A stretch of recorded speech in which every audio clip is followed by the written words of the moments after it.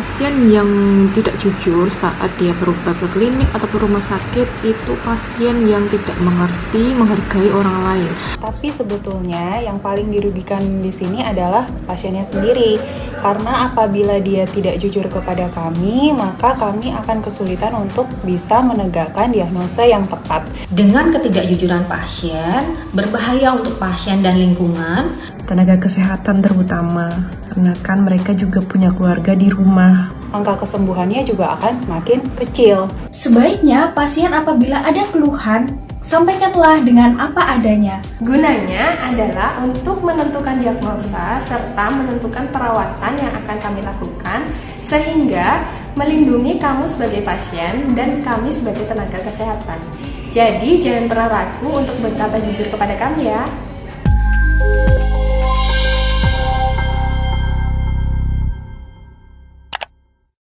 Oke teman-teman, hari ini kita akan coba telepon salah satu pengacara top. Ya, ini sehubungan dengan semakin banyaknya tenaga medis yang menjadi korban ketidakjujuran pasien yang menderita COVID-19. Nah, kita akan coba ngobrol-ngobrol dan kita coba buat janjian. Semoga beliaunya tidak sibuk ya. Oke, kita coba telepon. Nah, pengacara ini adalah salah satu pengacara yang top ya, teman-teman. Nah, ini kita coba telepon. Nah, ini Bos Heru. Ya, coba kita telepon. Halo, selamat pagi. Nah, ini teman-teman nih, bos kita pengacara top ya, yang punya pengacara-pengacara di Indonesia ya. Oke. Ya, jadi selamat pagi Pak Heru. Nah, ya, terima kasih. Ya, apa kabar? Baik. Bagaimana Pak Heru? Baik? Sehat? Oke. Pak Heru, ini kan kita sekarang ini kan lihat pemberitaan di mana-mana kan tenaga kesehatan ini kan semakin banyak yang jadi korban.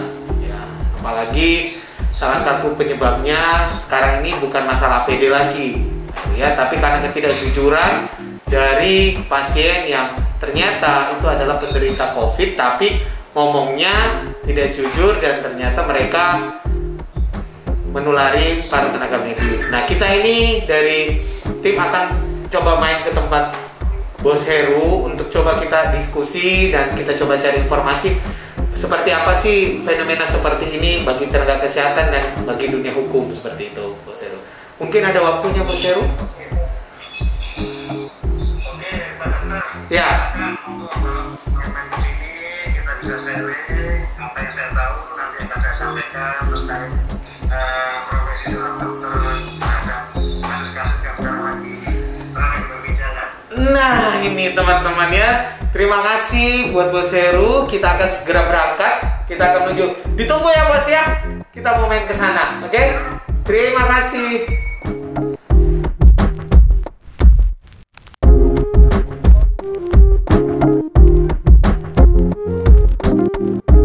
Halo teman-teman, kembali lagi kita sudah sampai di rumah salah satu pengacara top ya, karena kita akan coba membicarakan beberapa hal sehubungan dengan kasus yang lagi marak yang terjadi para medis yang menjadi korban ketidakjujuran pasien.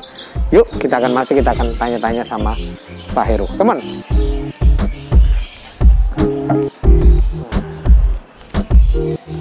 Assalamualaikum. Wah, terima kasih Pak Heru. Ya, teman-teman, kita sudah bersama Pak Heru. Wah, keren banget ya Bang Heru sekali ini ya. Oke, yuk kita akan coba tanya-tanya, kita akan berbincang-bincang dengan Bang Heru seputar tentang masalah hukum dan beberapa hal yang berhubungan dengan kasus yang sudah kita bahas sebelumnya. Oke, let's go.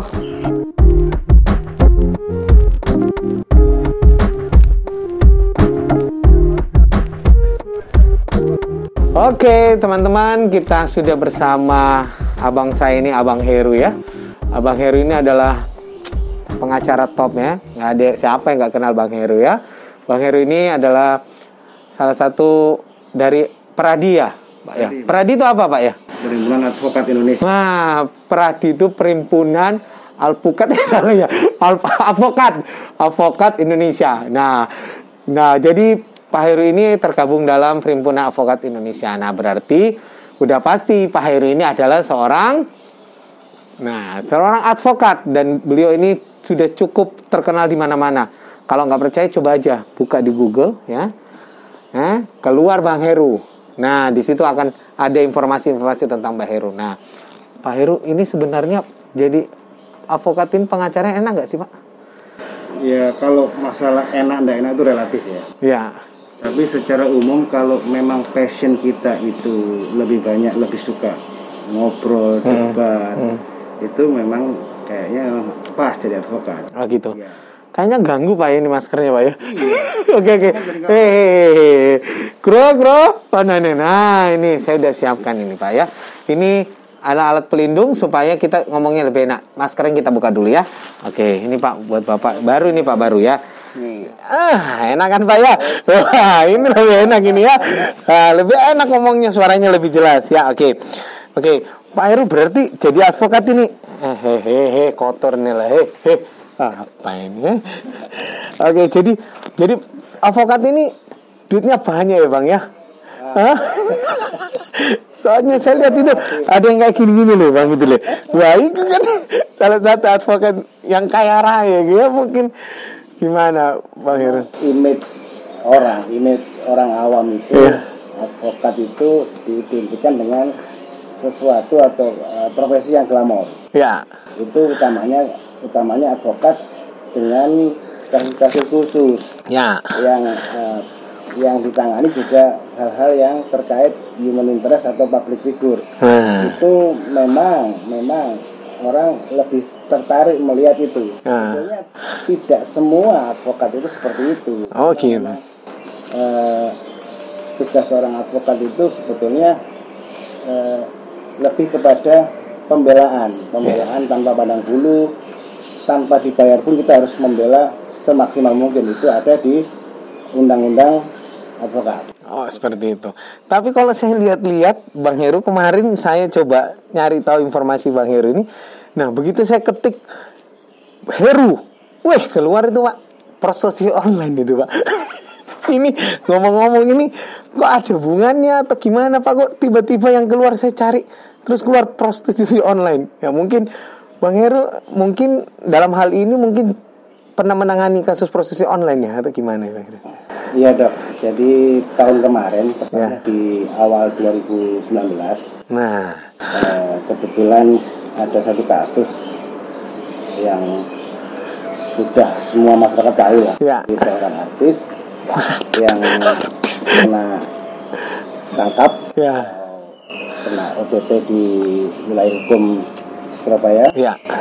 Jadi karena lokusnya di Jawa Timur, maka kasus tersebut diserahkan ke Polda Jatim. Ya, betul. Kebetulan di Polda Jatim saya ini selaku PH-nya Unit 5 Cybercrime Polda Jatim. Oh, cybercrime ya. Oke, terus? Jadi karena ini terkait dengan informasi elektronik, terkait dengan komunikasi elektronik, komunikasi digital, termasuk transfer uang semuanya serba elektronik dan digital, maka kasus ini masuk ranahnya cybercrime. Saya sebagai PH-nya cyber, saya dihubungi dari teman-teman penyidik bahwa ini ada tangkapan si artis ini. Jadi di awal Januari 2019 itu saya menangani si artis itu. Kalau yang artis ini kita gabung ya dengan beberapa rekan advokat. Jadi selain artis utamanya sendiri, saya juga menangani langsung mucikarinya, 2 orang mucikari. Oh, oke. Jadi mucikari dan artis ini kebetulan saya dan partner yang menangani. Oke, makanya saya kaget Pak, saya buka keluarnya prostitusi online Pak. Ini Heru siapa Pak? Ternyata benar ya. Jadi teman-teman, ternyata Bang Heru ini adalah salah satu advokat yang mengurusin, tahun lalu ada kasus yang cukup fenomenal ya, dan itu memang sampai seluruh Indonesia tahu, dan beliaulah salah satu advokatnya. Nah, berarti Bang Heru ini sudah pernah menangani kasus besar ya. Berarti pasti kaya raya ini ya. Ya, oke. Jadi teman-teman, jadi sekarang ini kita bersama Bang Heru, ada banyak hal yang kita akan kupas ya sehubungan dengan kasus yang lagi marak Bang Heru ya. Jadi sekarang ini karena lihat bahwa pandemi COVID ini belum selesai, di tengah pandemi ini kan ternyata ada menyimpan sebuah problem sebenarnya Bang Heru ya. Jadi saya selaku tim medis sehari-harinya melihat informasi yang sampai kepada saya, ternyata banyak banget dokter yang jadi korban. Dan Indonesia ini adalah cukup salah satu negara yang korban tenaga medisnya sangat banyak. Nah, setelah kita coba telusuri beberapa informasi, nah memang awal-awal itu karena masalah alat pelindung diri, Pak Heru ya. Tapi dengan berjalannya waktu, ternyata pemerintah sudah ambil alih nih. Masalah APD ini udah bukan jadi masalah lagi, teman-teman. Nah, ternyata ada masalah yang baru kemarin ini terinfokan. Ada salah satu rekan teman sejawat saya turut berduka cita. Teman rekan sejawat saya ini meninggal dunia. Teman sejawat saya bernama Dr. Berkat Nu. Nah, ini setelah saya cari informasi, ternyata dari pihak teman-teman ID itu menginformasikan bahwa Dr. Berkat Nu ini adalah salah satu dokter yang jadi korban ketidakjujuran pasien. Nah, ini kan masalah pandemik ya. Nah, kira-kira kalau kasusnya seperti ini Bang Heru, ini sebenarnya masuk ranah hukum atau enggak sih Bang Heru? Baik Dok, jadi seperti yang saya dengar memang tahu saya ada salah seorang dokter di rumah sakit Suwandi. Ya, betul sekali. Dokter Berkat Indrawan. Ya, jangan. Ya, jadi untuk hal-hal seperti ini sebetulnya profesi seorang dokter, seorang advokat ini mungkin 11-12 ya. Dalam arti profesi-profesi yang dilindungi oleh undang-undang profesi. Ya. Dan satu lagi yang agak unik yang menyamakan kita ya. Jadi kita itu tidak pernah atau tidak berani menjanjikan keberhasilan atau kemenangan. Tapi kita berusaha semaksimal mungkin. Betul. Jadi kalau terkait kasus yang sekarang atau yang barusan terjadi, jadi sebetulnya posisi seorang petugas medis atau dokter ini cukup dilematis ya. Jadi kami juga selaku advokat kadang juga prihatin melihat akhir-akhir ini juga banyak juga dokter yang bermasalah hukum.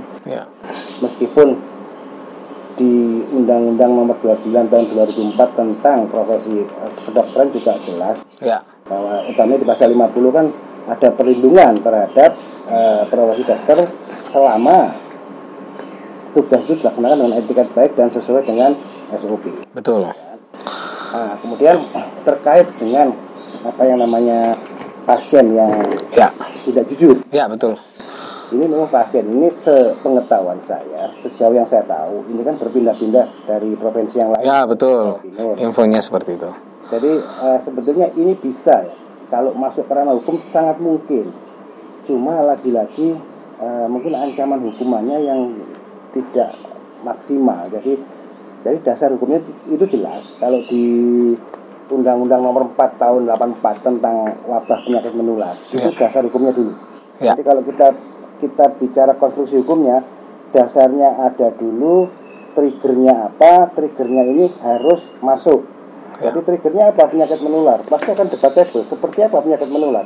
Dikuati lagi dengan Kepres Nomor 11 Tahun 2020 yang menyebutkan bahwa corona itu adalah penyakit menular. Itu jelas. Jadi ini masuk di sini. Nah, di Undang-Undang Nomor 4 Tahun 84 itu jelas. Jadi bagi barang siapa yang dengan sengaja tidak menyampaikan kebenaran atau berbohong atas riwayat sakit yang bersangkutan, itu memang ada ancamannya.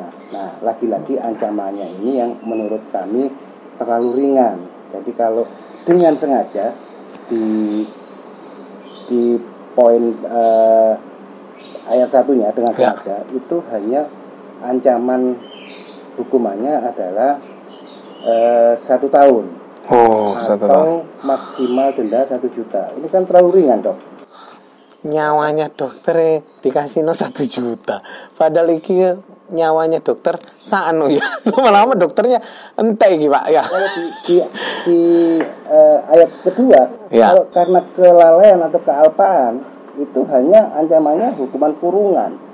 Artinya cuma hukuman kurungan maksimal 6 bulan atau denda maksimal 500.000. Ini kan sangat murah gitu loh. Ya, betul sekali. Tidak sebanding dengan resiko dari tenaga medisnya. Meskipun ini bisa dituntut di pasien atau keluarga pasien, tapi kalau memang ancaman hukuman seperti itu kan nggak sebanding gitu loh. Dengan dampaknya Pak ya. Dampaknya, betul sekali. Dan nggak akan nggak worth it dengan apa yang betul.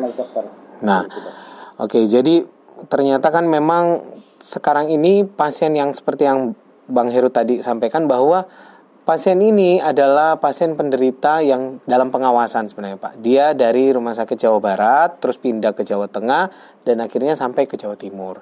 Nah, almarhum Dr. Indra ya, dikenal Dr. Berkatnu Indra ini, dipanggil biasa Dr. Indra. Beliaunya kebetulan nangani di UGD Pak. Nah, kemarin ini memang saya merasa bahwa wah, ini kan salah satu masalah nantinya. Artinya masyarakat itu merasa bahwa COVID-19 ini adalah sebuah aib Pak. Padahal sebenarnya bukan. Kenapa? Karena COVID-19 kalau cepat ditangani, maka resiko menyebabkan kematian juga lebih rendah. Apalagi memang kalau kita ngelihat sekarang ini bahwa penderita udah sangat banyak. Jadi bahkan saya salut dengan beberapa dokter yang terinfeksi dan akhirnya menyampaikan. Contohnya juga ada aparat negara, wakil bupati, ada bupati yang begitu dia terinfeksi, dia ngomong bahwa dia terinfeksi. Artinya COVID-19 ini bukan lagi menjadi sebuah aib, tapi menjadi sebuah kejujuran di mana tenaga medis itu bisa menangani secara maksimal. Nah, memang sekarang ini seperti yang disampaikan tadi bahwa adanya kelemahan di faktor tuntutan ya Bang ya. Jadi artinya kalau kita nuntut dendanya itu cuma 1 juta, cuma 500.000. Nah, kalau kita alihkan ke pasal lain bisa nggak ya Pak ya? Artinya kalau contohnya saya ini merasa itu sebuah perlakuan yang tidak menyenangkan, apakah bisa tuntut dengan pasal yang lain seperti itu Pak? Mungkin begini Dok. Ya. Di KUHP sendiri juga mengatur tentang pasal itu terkait kebohongan. Ya. Tapi kalau dikorelasikan dengan KUHP dan terkait dengan kebohongan di si pasien ini, itu memang lebih pas kalau menggunakan undang-undang tentang wabah penyakit ini. Oke. Kalau dipaksakan di KUHP mungkin juga nggak akan berbenturan ya Bang ya. Nggak akan pas juga. Oke. Itu yang pertama. Sebetulnya di Permenkes tahun 2018 kalau nggak salah nomor 4 itu kan juga ada hak dan kewajiban ya pasien. Jadi sebetulnya di situ sudah jelas memang tidak ada ancaman hukumannya. Tapi hak dan kewajiban pasien itu apa itu ada jelas sekali. Jadi termasuk tidak boleh berbohong, memberikan keterangan yang sejujur-jujurnya terkait riwayat dia, itu semuanya ada. Oke, jadi Pak, ini kan sudah kita bahas beberapa pasal. Nah, ini saya dapat informasi ya, ini akan saya tampilkan nih. Ya, buat teman-teman, ini ada informasi dari Kementerian Kesehatan Indonesia. Ini tentang beberapa pasal yang bisa menjadi tuntutan buat masyarakat ataupun pasien yang tidak jujur, Pak. Di sini dari Kementerian Kesehatan menyampaikan bahwa jujur kepada kami atau pidana menanti, Pak. Nah, berarti kan ini buat masyarakat yang tidak jujur, hati-hati. Tadi udah disampaikan sama abang saya, Bang Heru, bahwa ternyata kita ini profesi kedokteran atau profesi tenaga medis dalam masa pandemi ini ternyata ada dasar hukumnya dan Anda bisa dipidanakan. Nah, di sini ditambahkan ada pasal 202 sampai 205 KUHP ya, Pak Bang Heru ya. Terus yang pasal 351 sampai 35 KUHP. Pasal 155 RUU Kesehatan. Terus ada pasal 14 UU nomor 4 tahun 1984. Dan yang terakhir ini ada, ya ini nih, yang tadi cuma 1 juta sama 500.000, tapi ada lagi satu pasal, nanti mungkin Bang Heru akan menjelaskan lebih perinci bahwa ada di pasal 93 Undang-Undang nomor 6 tahun 2018 tentang karantina kesehatan. Ya, saya bacain ya, nanti Bang Heru yang jelasin. Tidak mematuhi penyelenggaraan kekarantinaan kesehatan dan atau menghalangi penyelenggaraan kekarantinaan kesehatan sehingga menyebabkan kedaruratan kesehatan masyarakat dipidana tetap 1 tahun, tapi jangan salah, Anda bisa dituntut 100 juta. Nah, gimana ini Bang Heru? Benar ya ini? Atau ini benar atau enggak ini Bang? Jadi itu betul, Dok. Ya. Jadi saya tambahkan, Ya. seperti apa yang sudah saya jelaskan di depan tadi, Ya. bahwasanya di Undang-Undang Nomor 4 Tahun 84, khususnya di pasal 14 poin ayat 1 dan 2, itu Ya. jelas kan?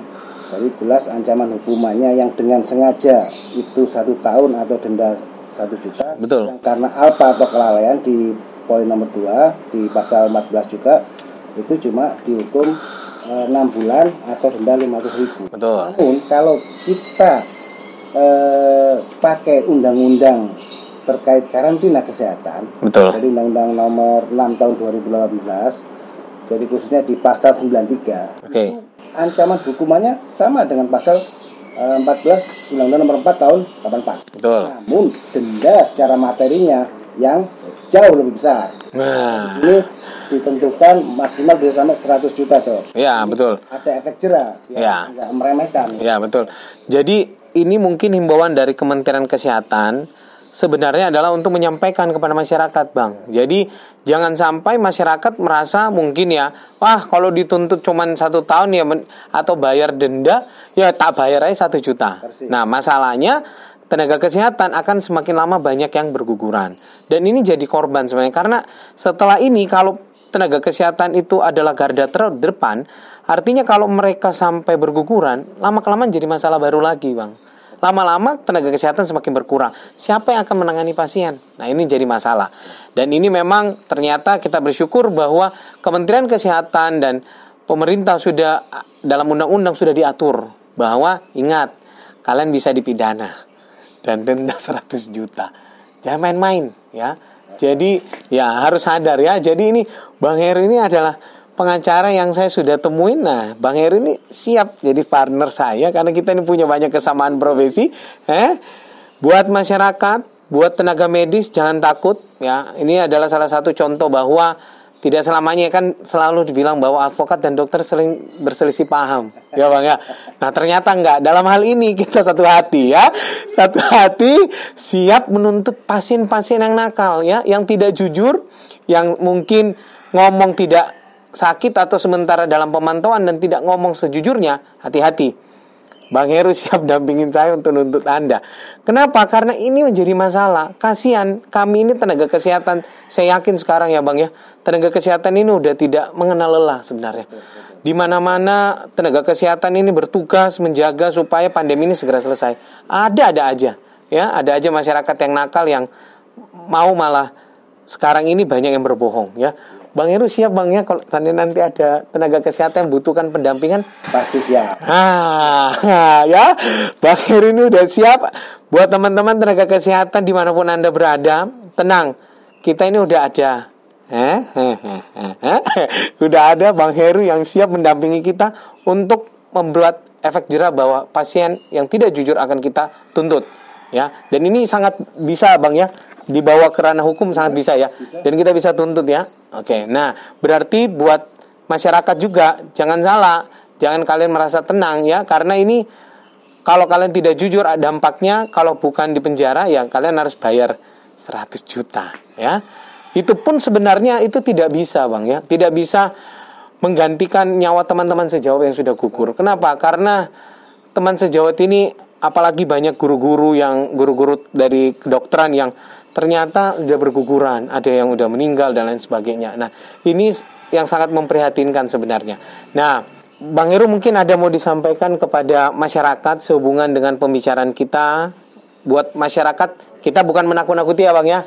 Kita menyampaikan supaya mereka tahu bahwa ada pidana yang menanti kalau mereka tidak bisa jujur ya. Monggo. Baik, terima kasih kepada semuanya masyarakat Indonesia khususnya, supaya pemahaman kita sama bahwasanya COVID-19 ya, ini bukanlah aib dan bukan kriminal. Ya. Jadi jangan takut, jangan ditutup-tutupi, jujurlah apa adanya manakala Anda memang terpapar ya, atau ODP dong istilahnya. Ya, ODP. Untuk jujur manakala Anda harus berobat ke vaskes. Jadi Anda harus katakan apa adanya. Karena apa? Karena jika Anda berbohong, ini taruhannya bukan hanya Anda sendiri, tapi banyak sekali korban yang akan terpapar akibat ketidakjujuran Anda. Dan yang terakhir, tolong diingat bahwasanya sekarang ancaman hukumannya untuk kebohongan-kebohongan pasien adalah jelas. Jadi tolong hati-hati karena ini bisa dibawa ke ranah hukum dan akan berlanjut lebih panjang lagi. Jadi mari kita sama-sama jujur, kita beri yang terbaik, informasi yang terbaik demi selesainya corona di Indonesia ini. Terima kasih. Oke. Ya, sekian. Jadi ini yang kita boleh sampaikan sama masyarakat, bahwa kami dari tenaga medis itu akan berusaha untuk menangani Anda. Dan bahkan tadi disampaikan bahwa Bang Heru, bahwa kami ini profesi tidak bisa menjamin kesembuhan dan kemenangan dari setiap kasus yang sudah ditangani. Tetapi jangan salah bahwa kami ini sudah berjuang buat Anda. Dan tolong buat masyarakat, buat para penderita yang ada di luar sana, jangan takut untuk jujur. Kenapa? Karena dengan Anda jujur, ini akan membantu menolong kami dan menolong Anda sebagai penderita untuk segera bisa kita sembuhkan. Karena semakin lama Anda mengatakan status kesehatan Anda, akan semakin lama untuk kami tangani. Oke, mungkin dari kami mungkin cukup sekian ya Bang ya. Mungkin saya tahu Bang Heru kan mungkin aktivitasnya banyak ya, apalagi nih nah. Bang Heru ini gelarnya banyak loh ya. Ada SE, SH, MH, ST. Enggak lah. Oke, jadi Bang Heru ini gelarnya sangat banyak ya, dan saya yakin beliaunya juga pasti sangat sibuk ya. Jadi buat teman-teman yang menonton konten ini, jangan lupa untuk subscribe ya. Kalau memang informasi ini penting dan ini cukup membantu teman-teman, jangan lupa di-share. Oke, saya Dr. Gio dan Bang Heru pamit. Thank you. Selamat siang.